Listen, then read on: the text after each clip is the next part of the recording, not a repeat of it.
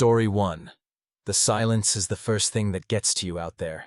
Not a peaceful quiet, but a heavy, watchful silence. I was set up deep in the high desert of northern Arizona, miles from any paved road, chasing the perfect shot of the Milky Way arching over a lone, skeletal juniper tree. For the first 2 nights, it was bliss. The coyotes would sing their chaotic chorus as the stars came out, and the air was crisp and clean. It was just me and the universe. On the 3rd night, the coyotes stopped. It wasn't a gradual fading. It was like a switch was flipped. One moment, the air was alive with their yips and howls. The next, a profound, unnatural stillness fell over the canyon. The hairs on my arms stood up. I scanned the darkness beyond my small campfire, my hand instinctively going to the heavy mag light on my belt. Nothing. Just the crackle of the flames and the immense pressing silence. That's when I heard the first sound that didn't belong. A faint click thump. I froze, listening. It came again, from the direction of my tripod, about 20 feet away. Click thump. It was the exact sound of my camera shutter firing and the mirror slapping back into place. But I was sitting by the fire. My camera hadn't been touched. I told myself it was a rock settling, my mind playing tricks on me in the dark. Then I heard the soft, rasping sound of a zipper. My tent zipper. My heart hammered against my ribs. I turned my head slowly, my eyes locked on the faint dome of my tent. The flap was closed, just as I'd left it. It had to be the wind. It had to be. A whisper slithered through the pines, thin and dry like rustling leaves. Daniel. My blood went cold. It wasn't just my name. It was the way it was spoken, stretched out, airy, like something was trying to form the word, but didn't have the right kind of throat. I lunged for the mag light, flicking it on and sweeping the beam across the tree line. The powerful light cut through the dark, illuminating rocks and scrub brush. Nothing moved. I was backing toward my jeep when the light snagged on a pair of eyes reflecting from the edge of the clearing. Animal eyes, I thought, relieved for a split second. A big coyote, maybe. But the eyes were too high off the ground, and they didn't glint green or white. They glowed a dull, sickly yellow, like old embers. I held the beam steady. A shape slowly resolved itself from the shadows. It was a deer. At least, it was shaped like one. But it was all wrong. Its front legs were too long, bent at an angle that made my own knees ache just looking at it. It stood unnervingly still, its head cocked, watching me. As I stared, paralyzed, it took a step forward. Its movement wasn't the fluid grace of a wild animal. It was a jerky, disjointed motion, like a marionette being worked by a clumsy puppeteer. It lowered its head, and a sound came out of its throat, a wet, gurgling click that tried to form a word. It was my name again. It was trying to talk. That's when I broke. I scrambled into my jeep, not bothering to pack anything. My hands shook so violently I could barely get the key in the ignition. The engine roared to life, and the headlights flashed across the clearing, landing squarely on the thing. It had moved closer. It was standing on its hind legs now, its torso stretched and elongated, its forelegs dangling like limp arms. Its deer-like head was tilted back, its mouth gaping in a silent black scream. I threw the jeep in reverse, tires spinning in the dirt, and peeled out of there. My eyes were glued to the rearview mirror. It took 2 loping, unnatural strides after the vehicle, its form shifting and contorting in the red glow of my taillights, before it was swallowed by the darkness. I drove all night, not stopping until I was in the fluorescent-lit safety of a 24-hour diner 300 miles away. It's been 6 months since that night. I sold my camera gear. I moved to a 3rd-floor apartment in the middle of the city. I tell myself it was a coyote with mange, or a bad dream, or a hallucination brought on by exhaustion and solitude. I almost believe it sometimes. But last night, I was jolted awake by a sound from the street below. It was a woman, crying for help. "Please," she sobbed. "Somebody help me. He's got me." Her voice was laced with pure terror. I rushed to the window, ready to call 911, and looked down at the empty, rain-slicked street. There was no one there.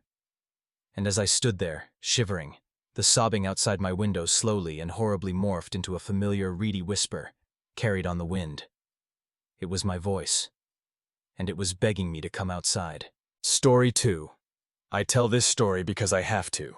Not because I want to, but because keeping it locked inside feels like letting a poison fester.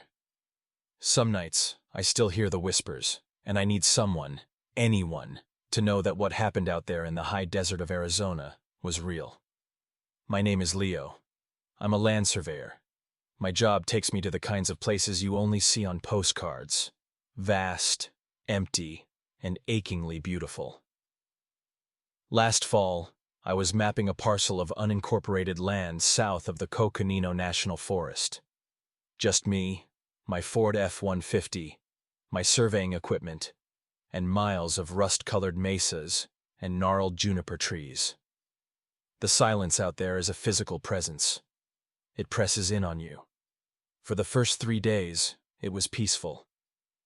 The fourth evening, as the sun bled across the horizon, painting the sky in violent shades of orange and purple, I heard it. A coyote, yipping. Nothing unusual. But then the call changed. It became structured. It was the same rhythm and cadence as a baby crying. A frantic, desperate wail that rose and fell with a chillingly human quality. I stood frozen, my hand on the handle of my truck. The sound echoed off the rock formations, making it impossible to pinpoint the source. It went on for a minute, then stopped as abruptly as it began, leaving the silence heavier than before. I dismissed it. Sound travels weird in the open. Animals mimic things. You tell yourself stories to make the world make sense. The next day, I was setting up a theodolite on a ridge overlooking a dry wash. The wind was picking up, whispering through the sagebrush. And then, carried on that wind, I heard my name. Leo. It was faint, barely there, like a radio station struggling for a signal. I spun around. Nothing. Just the endless expanse of rock and scrub. I called out, "Hello?" My voice sounded small, swallowed by the landscape. The only answer was the wind. But then I heard it again, closer this time. "Leo, help me." It was the voice of my younger sister, Chloe. The exact timbre, the same slight lisp she had as a child. A cold dread, slick and oily, coated my insides. Chloe was 1,000 miles away in Oregon. My logical mind knew this, but my heart hammered against my ribs. I packed up my gear, my hands fumbling, my eyes scanning the jagged horizon. Every shadow seemed to stretch, twisting into unnatural shapes. That night, I didn't camp out.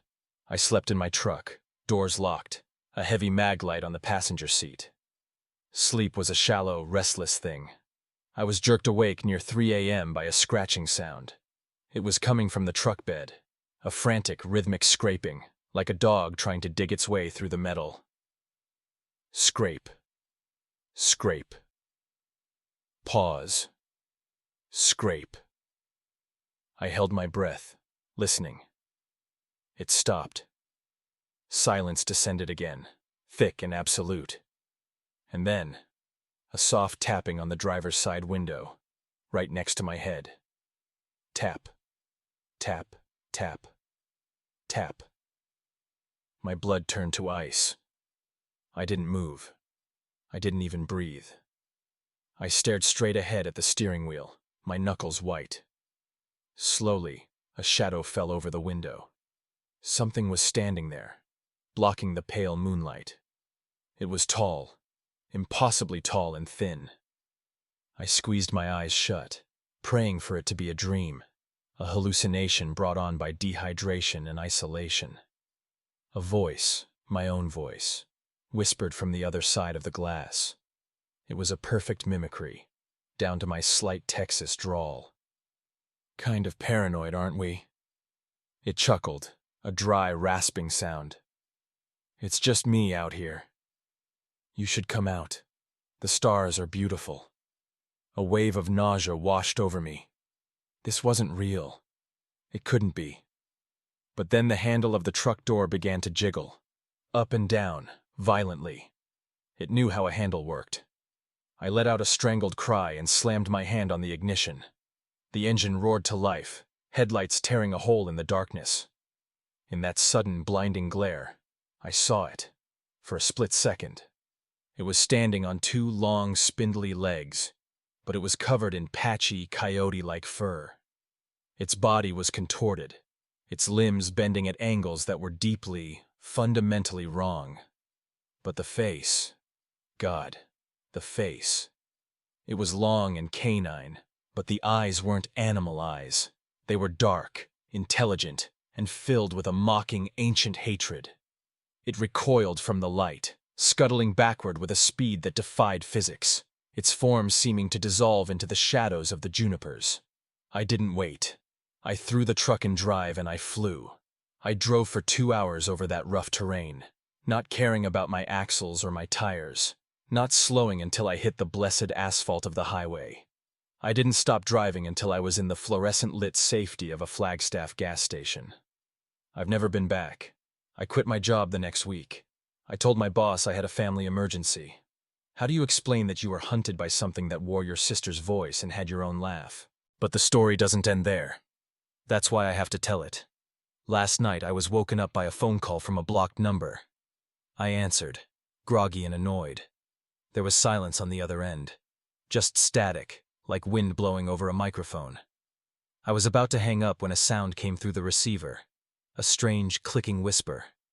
It was the sound of my own quiet, terrified breathing from that night in the truck. It had recorded it. And then, just before the line went dead, I heard it again.